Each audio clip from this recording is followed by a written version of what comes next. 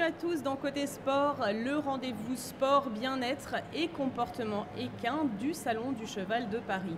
Aujourd'hui, deux disciplines étaient à l'honneur sur les carrières fédérales, le horseball et le para-CSO. Pour nous en parler, j'ai à mes côtés deux jeunes femmes.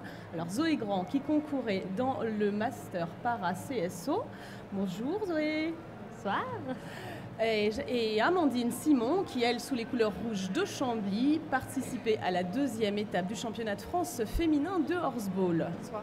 Nous avons également côté comportement équin et bien-être Pauline Bulls, qui est enseignante en équitation éthologique et plus particulièrement spécialisée dans le travail de la liberté. On le verra en fin d'émission. Et notre expert pour la semaine, physiothérapeute, ostéopathe et préparateur physique, Hervé Baldassari. Bonsoir. Donc pour commencer, on va se mettre dans le bain avec Zoé tout de suite. Donc cet après-midi, il y avait l'épreuve de para-CSO dans laquelle vous concouriez, le master. Alors ce master, tous les cavaliers handis n'ont pas la chance de pouvoir y participer. Comment ça se passe ? En fait, en para-CSO, on a un circuit à l'année, différentes étapes qui commencent à La Beule et la finale se termine à Équitalion. À chaque étape, on récolte des points en fonction de notre place. Et les masters sont réservés aux deux premiers de chaque catégorie. Et donc, vous étiez déjà la lauréate du circuit 2014. Oui. Alors, on va regarder. On a des images de l'épreuve d'aujourd'hui qui était une épreuve forte en émotion, je crois. Oui, énormément. Alors, ça, je crois que c'est Célim. Donc, ça, c'est du grade 4. Là, c'est du grade 4. C'est une épreuve qui est réservée à des cavaliers non-voyants qui sont guidés par un autre couple. Les barres sont à 70 cm et c'est la plus petite épreuve de para-CSO qui commence en élite à 1m20 et qui passe par la 1 en 1m10 que je fais, la 2 à 95 cm et la 3 à 80 cm. Donc on a des grades, les grades sont en fonction du handicap de chacun. Pas forcément en fait, il y a que depuis cette année, il n'y a que la 70 cm qui est réservée aux aveugles. Aux cavaliers aveugles. D'accord. Alors, qui est ça ? Là, c'est moi. Avec qui ? Avec ma Gladys, ma jument, ma toute première jument qui va prendre 21 ans. Que ça fait 15 ans que je suis dessus et là, c'était son parcours d'adieu. Donc là, c'était elle le va barrage. Pleurer. Là, on le sait, elle va pleurer. Donc là, c'est le barrage, hein ? En fait, sur le barrage, je pleurais déjà. J'ai passé, le commentateur dit quelque chose de très émouvant avant de partir et j'ai passé le barrage à pleurer, donc j'étais moins dedans, c'est dommage. Ce qui ne vous empêche pas de gagner, Zoé, oui, quand même. Oui, j'ai gagné avec un 4 points, dommage, mais vraiment une super belle fin. J'ai eu un hommage pour la jument sur la remise des prix, des gros moments d'émotion, vraiment... Le bonheur total.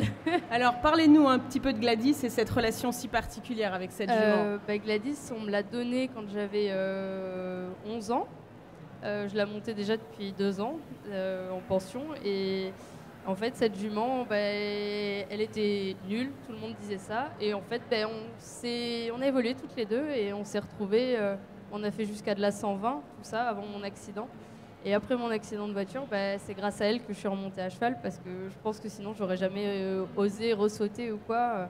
Avec elle, j'avais une confiance vraiment... Une confiance absolue. Ah oui, absolue, ouais. Oui. Alors là, la difficulté, ça va être de reformer un couple. Oui, ça va être très très dur. Alors on a peut-être des experts qui vont pouvoir nous aider un petit peu. Quelle est l'approche pour reformer un couple ? Tant physiquement, dans l'approche, peut-être au box, Hervé, ou en liberté, ou à pied ?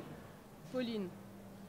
Moi, évidemment, mon approche, c'est dans le travail à pied, reprendre des bases, essayer de créer une communication et petit à petit mettre le cheval dans la confiance, une relation aussi basée sur le respect mutuel et petit à petit essayer de créer vraiment une relation où le cheval reconnaît son propriétaire comme son référent dans la vie de tous les jours, la personne qui vient s'en occuper et qui travaille, qui vraiment crée un lien fort avec au quotidien. Et après, évidemment, dans le travail monté. Mais c'est vrai que moi, le travail à pied est vraiment très important. C'est quelque chose que vous faites déjà, Zoé ? J'ai quelques bases en éthologie et c'est vrai que je m'en sers quand même. Puis, là, je comptais dans tous les cas avec la nouvelle jument m'en servir parce que. Alors, est-ce que par rapport au handicap et dans le fait d'avoir reprogressé, parce que tu es reparti de zéro avec ta jument ? Oui. Ça va être dur. Non, mais va... déjà au départ, quand vous êtes mis à remonter Gladys, il y a eu toute une réapproche parce après, il y a eu toute une progression. Et déjà, au début, j'étais super vexée parce qu'elle me reconnaissait pas. Parce que j'ai passé du temps en fauteuil roulant, tout ça. Donc déjà, en fauteuil roulant, elle avait peur. Et puis après, quand je me suis revenue debout, j'étais super vexée. Elle me reconnaissait pas. Et on a réappris à se connaître. Mais quand je montais dessus, il y a des choses qui ont changé. Forcément, mon équilibre qui est plus le même. Mes demandes étaient moins précises parce que j'avais perdu en technique. Et on a réappris toutes les deux. Et c'est vrai que ma première saison de concours après l'accident, je faisais souvent des barres qui étaient dues à mon déséquilibre. Et au final, j'ai même pas compris comment ça s'est passé. Mais la jument, elle s'y est adaptée et elle a fait les choses. Les chevaux peuvent s'adapter physiquement comme ça, Hervé? Bien sûr, ils sont capables de compenser beaucoup de choses. Et effectivement, ce dont vous parliez, la confiance, toute cette relation qui se met en place va compenser un tas de choses. Et rien n'est perdu pour un prochain cheval. Ça va être un beau challenge. Oui, le gros défi, oui. Alors, vous l'avez déjà, le prochain cheval? Pas en recherche? Non, je l'ai trouvé. Une jument qu'on me confie. Une très très bonne jument. Et avec elle, je vais passer en élite en para-CSO parce qu'elle a plus de moyens que ma petite Gladys. D'accord. Donc un nouveau challenge. Nouveau challenge, oui. Bon, alors l'équitation est le seul sport individuel qu'on pratique à deux, mais on peut aussi le faire à deux et en équipe, n'est-ce pas, Amandine? C'est ça. Donc vous concourez avec l'équipe de Chambly. Oui. Donc ce matin, deuxième étape du championnat de France féminin. Oui. Et ça s'est plutôt bien passé. On va le voir à l'image et vous allez nous commenter les images.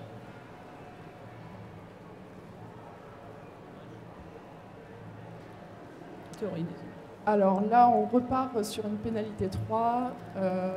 Donc vous affrontiez Montpellier, je crois. Hein? Oui, exactement. Donc ça, c'était le match de ce matin. Donc là, on a marqué un but. Oui. Donc ça va repartir sur une remise en jeu. Non, là, du coup, on repart sur une action de Montpellier avec un joli but sur l'aile. Vous pouvez nous commenter quelques actions? Oui.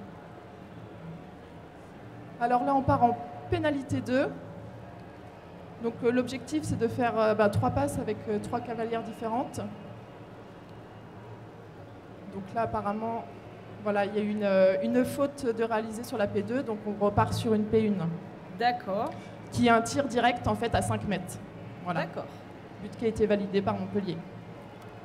Donc quand c'est comme ça, on repart sur une remise en jeu avec un lancer qui se fait par l'équipe qui a...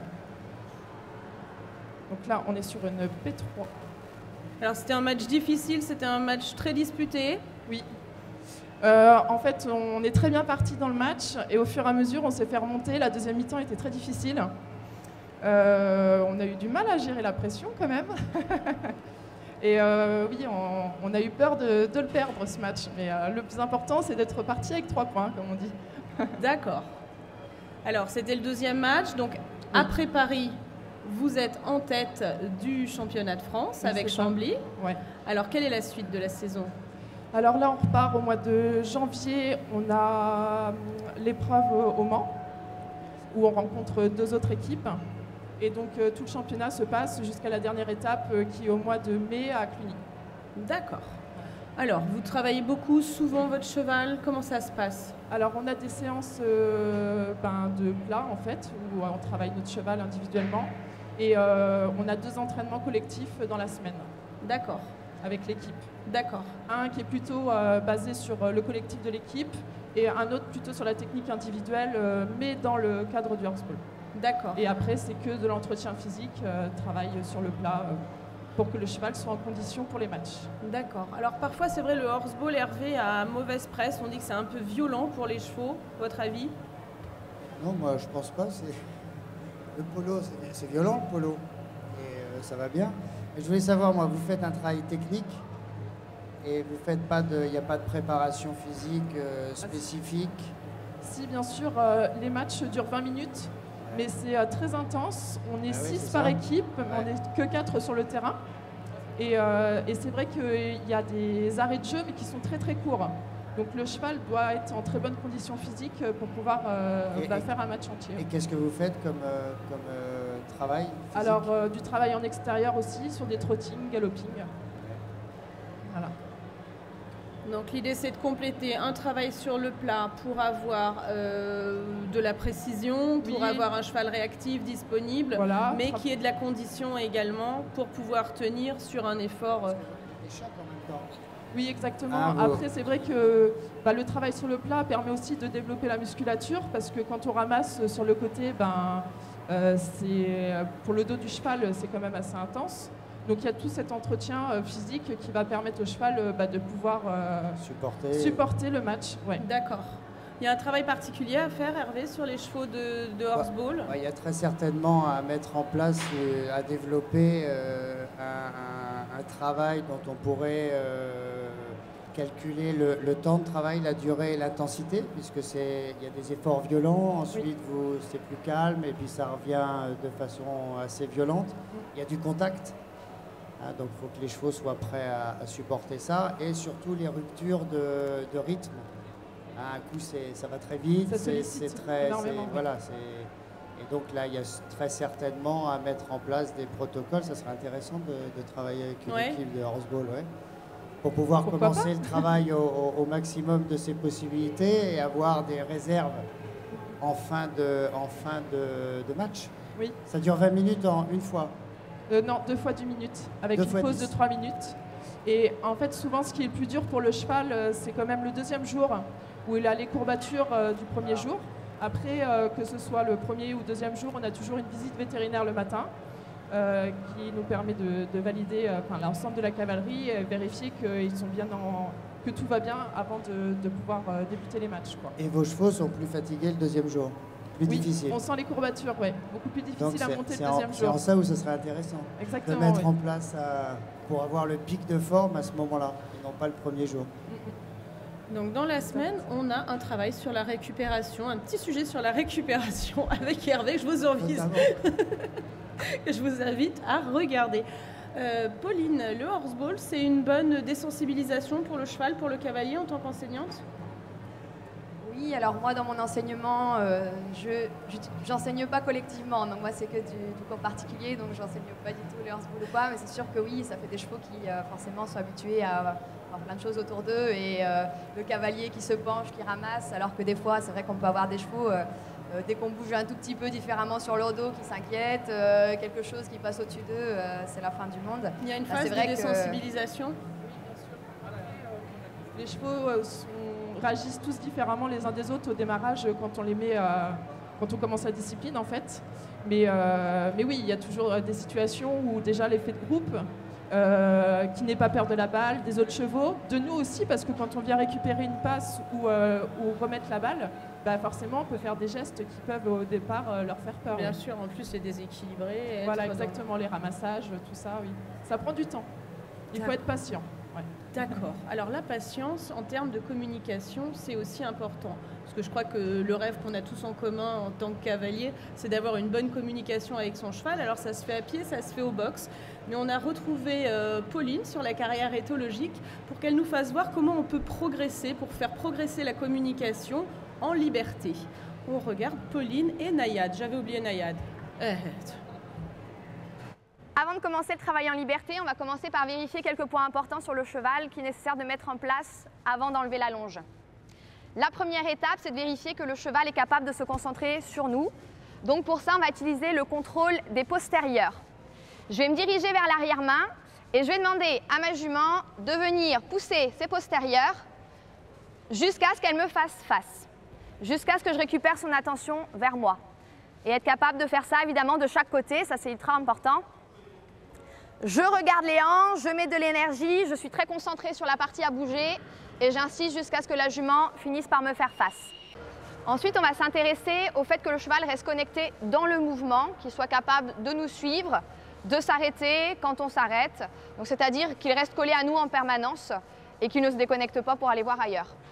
Donc ce que je vais lui demander, c'est de venir au niveau de mon coude et elle doit rester à cette place-là. Donc elle doit avoir la tête qui reste au niveau à ma hauteur. Chaque fois qu'elle va se retrouver un petit peu trop en arrière, je vais venir chercher un petit peu avec mon stick derrière jusqu'à ce qu'elle se rapproche à nouveau. A l'inverse, si elle me double un petit peu, je vais venir passer mon stick devant pour lui demander de se reculer un petit peu. Étape d'après, pouvoir reconnecter son cheval à distance. Donc pour ça, je vais l'envoyer sur un cercle. Pour l'envoyer sur un cercle, je vais pousser les épaules loin. Donc je ne vais pas me reculer pour l'envoyer à distance, je vais la pousser sur un cercle. Donc je pousse les épaules. Voilà. Et pour la reconnecter, je vais me focaliser vers les hanches et lui demander de les pousser. C'est exactement le même exercice qu'on a fait tout à l'heure dans le tout début du travail en liberté, sauf que cette fois-ci, il est demandé à partir de l'allure. Le but du travail en liberté, c'est de créer une relation avec son cheval et d'aller le plus loin possible dans la complicité. Et évidemment, après, l'objectif, c'est que le cheval finisse par vraiment y trouver son plaisir et y trouver son compte.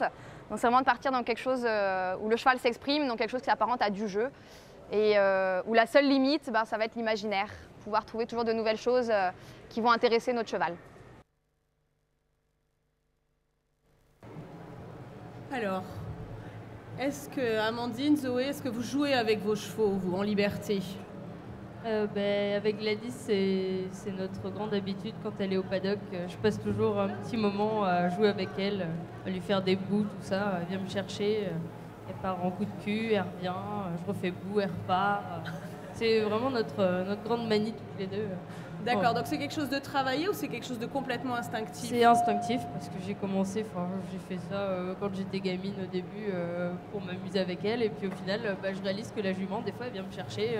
Pour jouer en fait. Ouais, elle me regarde vraiment, je le vois à sa tête, je vois quand elle a juste envie de rentrer ou quand au contraire elle a envie de... Allez, c'est parti. Elle a envie de jouer.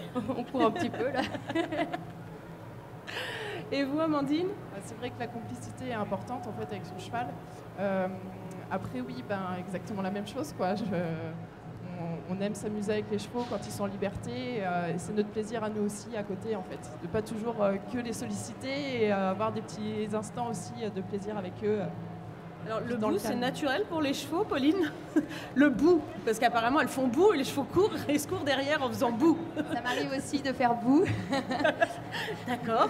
Après, oui, moi il y a des études scientifiques qui prouvent que le bout... Je suis pas sûre. Après, oui, moi je mets en place un travail vraiment clair et net avant de faire ce bout.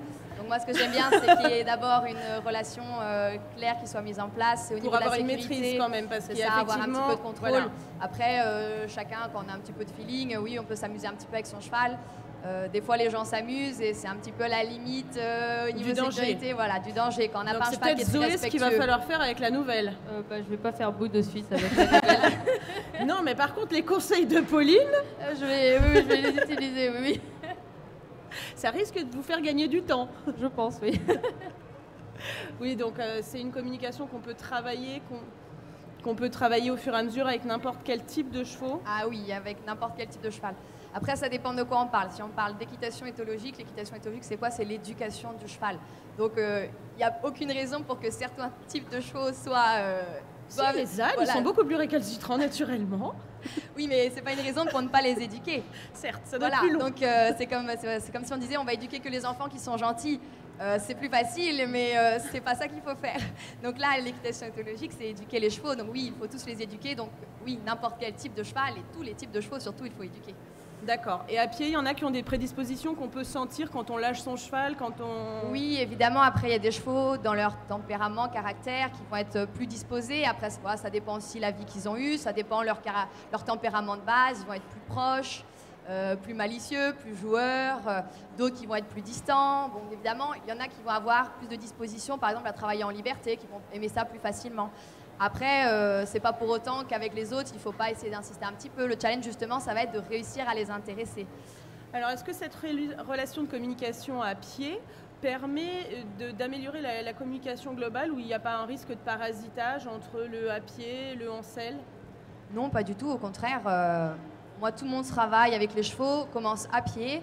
Et ce que je fais monter, c'est vraiment le prolongement de mon travail à pied.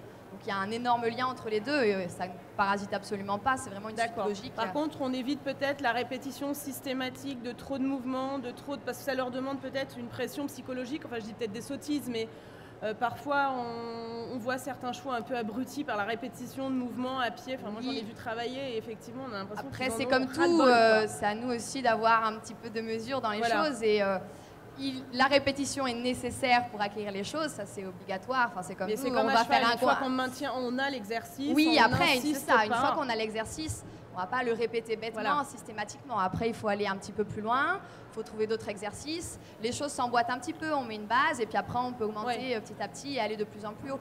Donc oui, il faut augmenter la difficulté. C'est comme si on laissait un enfant de CP faire des ça. Non, parce que additions ça risque d'être et jusqu'au abrutissant, CM2 et au bout d'un moment, oui, l'enfant, il en a marre. Le cheval, c'est pareil, on va commencer jusqu'à ce que ce soit acquis et petit à petit, on évolue et on va aller dans la difficulté ou dans des choses différentes.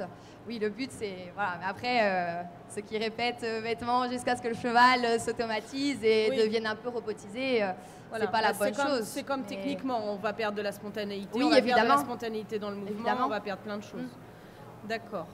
Alors, est-ce qu'il y a des précautions quand même avant de lâcher son cheval, Hervé? Parce que si on s'amuse tous à lâcher nos chevaux, il y a quand même des risques a priori, peut-être surtout en hiver, quand ils ont bien froid, les lâcher dans le manège. Ah, et lâcher dans le manège, ça peut être un risque, oui. Au paddock, il y a moins de risques que dans le manège. Ils sont plus indisciplinés dans un manège. Plus que indisciplinés de- dans un manège? Souvent, Ah oui. souvent, non, en liberté. Paddock, c'est plus leur élément naturel. Ils ont, enfin, sauf si le paddock est. Si Petit les truc. rats, ouais. Ouais, si c'est une vraie pièce d'herbage, le cheval, il va faire l'andouille et il va manger. Dans le manège, à part faire le couillon, il n'a pas grand-chose à faire, quoi. Hein. Mais je peux poser une question sur le Bien horseball? sûr, bien sûr. Est-ce qu'après la période d'apprentissage, un cheval qu'on amène au horseball, est-ce qu'il y a un jeu qui se passe entre les chevaux? Parce qu'ils sont en groupe, ils jouent quand même. Oui, ça c'est sûr. Ils ont une souvent, c'est vrai connivence ensemble. Voilà, un bon cheval en général, c'est quand même un cheval qui aime jouer, Ouais. qui a envie de jouer. Et souvent, les chevaux qui n'ont pas envie, en général, ils restent pas longtemps dans le circuit, quoi. Parce qu'ils ont un sens du jeu quand Oui, même. On exactement. en voit certains, Ouais. effectivement, Ils ils jouent se ensemble. retournent, Ouais. Oui. reine lâchée, on sent bien que le cheval a une prise d'initiative quand Oui, même. exactement, oui. Et puis avec les années, oui, c'est sûr que voilà, ils sont calés sur les exercices et parfois il y a des choses qu'on leur demande pas et qu'ils font d'eux-mêmes. Hein. Qui font de même. Ouais. Ouais.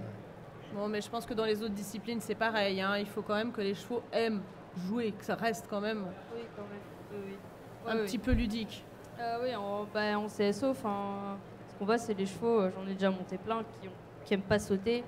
On sort jamais grand-chose de ça, quoi. Enfin, on les force à sauter, ils se font pas plaisir, on se fait pas plaisir. Et eux, ils durent jamais longtemps. Alors que la mienne, qui physiquement était...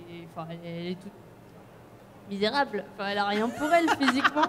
Elle aime tellement ça qu'elle est... Enfin, voilà, s'en va. C'est elle- sa tête qui fait la différence, Ouais, son vraiment. mental. Elle a un mental Vraiment. incroyable. Elle, j'arrive sur le tour, je sens que c'est il est où l'obstacle et le prochain il est où. Alors pour un peu que j'aille un peu vite, là c'est le bonheur. Enfin, elle est vraiment joueuse, quoi. Elle est sur les barres, donc j'espère que la prochaine sera pareille parce que du coup c'est le bonheur. On sent qu'elle se fait plaisir, donc on se fait plaisir aussi, quoi.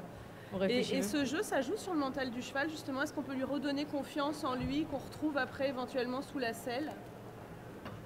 Comment ça, dans Une quel certaine contexte, confiance en lui, je sais pas. Un cheval qui serait peureux sous la selle, qui retrouverait une expression. Oui, c'est vrai en que liberté, si le cheval s'épanouit dans le travail à pied, dans la relation avec l'homme, c'est vrai que ça va changer un peu le contexte général du travail. Après, ça fait pas tout, parce qu'évidemment, le travail monté reste le travail monté. Donc même si le travail à pied devient bien, il y a Ouais. quand même encore Mais du ça boulot peut à lui faire en ouvrir selle. Mais d'autres évidemment, perspectives oui, bien sûr. d'épanouissement. Ah oui, quelque bien part. sûr. Oui, c'est le climat général qui va quand même, ça va Être participer à améliorer le climat de D'accord. travail Oui, dans le qu'il travail en n'assimile pas forcément la sortie à une contrainte, qu'il l'assimile. Oui, tout à fait. Ouais. D'accord. Moi, Bon, ce qui ben, m'inquiète le plus, c'est qu'il faudra que je trouve des moyens d'y remédier. En fait, c'est parce que là, c'était très stressant pour les chevaux. Enfin, tous les chevaux de para sur le paddock, ils étaient tous dingues. Et je me dis, la Gladys, je la connais tellement que je sais comment le gérer. Et c'est ça qui me fait peur, c'est d'arriver avec ma nouvelle jument à instaurer cette confiance que Gladys a en moi pour qu'au final, même si c'est inquiétant, elle fasse les choses sans se préoccuper du reste. Et ça, c'est vraiment ce qui m'inquiète le plus, en fait, de réussir à avoir tellement son attention au nouveau cheval qu'il oublie le contexte. quel ce qui se passe. conseil pour cette angoisse en particulier, Pauline? Après, tout le travail de confiance, ça peut déjà commencer donc à pied, encore une fois, avec le travail de désensibilisation. Donc, Qui concrètement... oui, donc désensibilisation, c'est apprendre au cheval à ne pas réagir. Donc, c'est pas apprendre au cheval à ne pas avoir peur, mais petit à petit, on y arrive. Donc, c'est d'abord apprendre au cheval, face à quelque chose d'inquiétant, à rester immobile et à attendre que ça passe et qu'il se rend compte à chaque fois qu'il n'y a rien qui lui fait mal, il n'y a rien qui vient l'attaquer.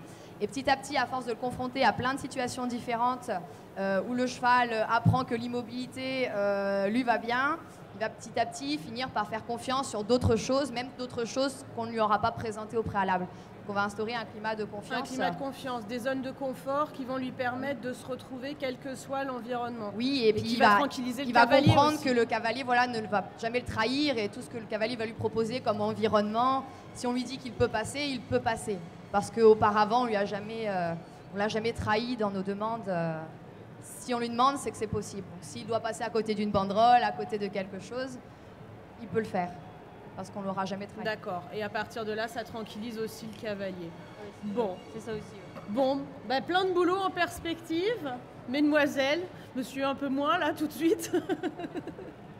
Bon, merci beaucoup. Merci d'être venu à nous. Merci à vous. Bravo pour vos victoires. Bonne continuation. Merci. À demain Hervé. À demain. À demain à tous. Bonne soirée.